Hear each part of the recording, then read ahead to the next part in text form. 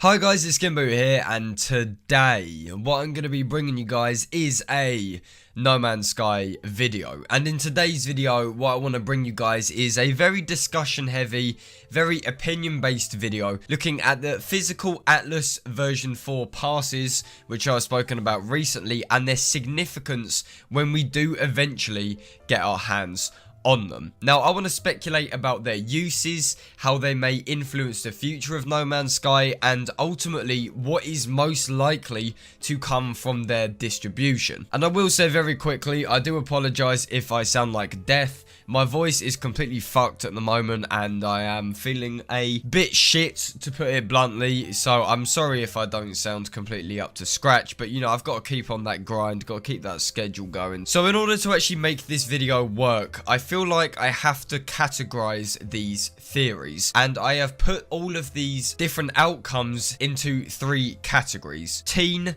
ebony, no, that's the realistic, unlikely, and Pee Wee Herman's crack rocks. Now, through these 3 different categories, we can get an understanding of just how wide the breadth of speculation is for these Atlas passes. As always, please do let me know your thoughts in the comment section down below, what you think on the matter, all of that good stuff.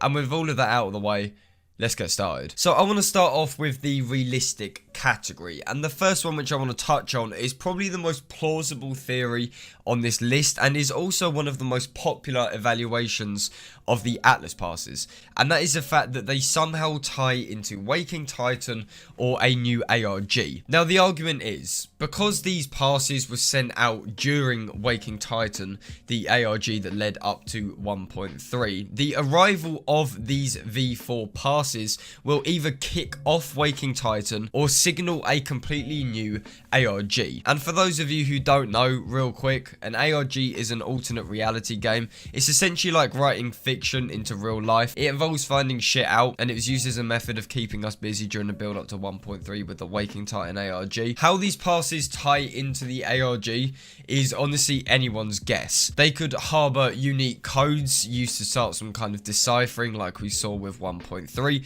or they could be props to use in photos to calibrate the system. We honestly have no clue. The only issue is that we are literally going off what we experience with Waking Titan, and chances are what we see with these new ARGs, if they were to come out, will be completely alien to us. It's very unlikely they will be similar to what we have already gone through. Either way, it would seem right for the Atlas passes to signal a change with Waking Titan or a new ARG, and this is because we should be getting our hands on them soon. The information about them hitting the printer and all of that shit is knocking around the same time we should be seeing 1.4 teased, leaked, or straight up released. It does tie in all too well to simply be a coincidence, especially now it's December and people are all aboard in that fat hype train, or it could just be good timing and we're completely overthinking it.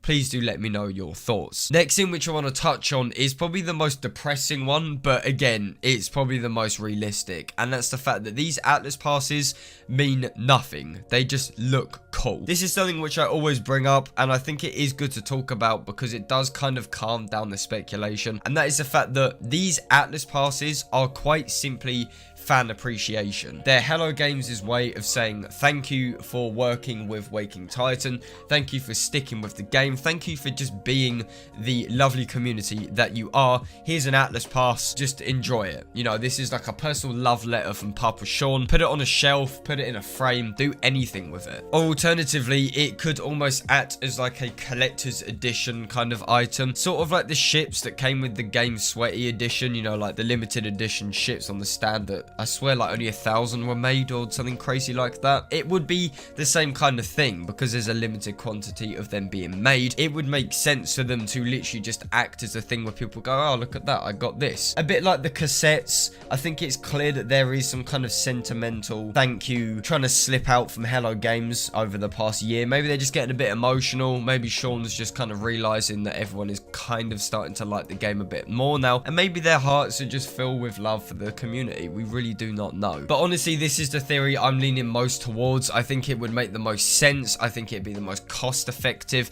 I I quite simply think that Hello Games are the kind of company that would just like to give their fans something in return. It doesn't necessarily have to do anything. It's literally just a token of gratitude for being lovely. And I honestly think that this will be the one. But still, I do want to touch on two other theories which fall into the other categories. Now, the first one in the unlikely category, and the only one in the unlikely category, is the fact that these passes could be used as beta keys for closed feedback on No Man's Sky updates. Okay, the tinfoil hats are properly getting pulled on right now. You remember when people were speculating before 1.3 that the Atlas passes would give us beta access to something like closed multiplayer? If you remember that, then those were good times, weren't they? But also, this is essentially the same idea, but there is a tiny bit more proof surrounding it. This is the way I look at it. Hello Games' confidence as a studio, as a developer, is growing as a result of recent updates, especially Atlas Rises, that went down an absolute treat with the No Man's Sky community, but also the general video game community. A lot of mainstream journalists, I say that with quotation marks, and YouTubers, content creators, anything like that, have picked the game up and they've started to do stuff. Hello Games are slowly getting their confidence back. Sean Murray is now occasionally making an appearance, even though it might only be on text or on Twitter. He's still showing his virtual face. So this leads me on to believe that the next step in exploiting their own confidence is actually letting the community into what they are developing, what they are making. And if you were to say this in, say, August of 2016, this would be completely impossible, just because of how closed and scared Hello Games were. You look at this now, 10,000 individuals. That seems to me like a healthy player count to do beta testing, to do something looking at features. I don't really know, but it does seem like, at least in my opinion, that this could be used in Hello Games' benefits. Perhaps these Atlas passes, as well as looking cool on a shelf, actually opt users into a special closed beta, or the old build test, or something in development that allows Hello Games to get direct feedback from the community, from the consumers, those who are buying the game. It would be a lot more efficient than purposely leaking information like Valve always does with their controlled leaks, and would also, on top of this, just make the community feel a bit more connected with Hello Games, because Hello Games are a lovely dev team. They're from Guildford. Guildford's a fucking lovely place, and there is just a lot of love that you can feel kind of radiating from their work. They're passionate about their games, and that's really nice. And I would love to just be more involved with them, to help them out, to make sure that what they're doing is the best it can be, and I think this would make the most sense. But I know it isn't all that likely, I'm well aware, but the thought to me is actually quite comforting. I really do hope that even if this isn't the case, Hello Games will do something like this further down the line. Even if it's not as personal, maybe it is just quite literally a beta scheme or a test server or something like that. It would just benefit the game a whole load more. And the last thing which I want to touch on is coming straight out of Pee Wee Herman's crack rock category, and that is the fact that these passes are a fancy way of distributing DLC. Now, I know you're probably rolling your eyes, you've probably paused the video like, what the actual fuck is wrong with you? But no, hear me out on this, alright? This is a bit of a stupid one. I know, I can already fucking feel the dislikes coming. Oh, you're trying to get over 10 minutes.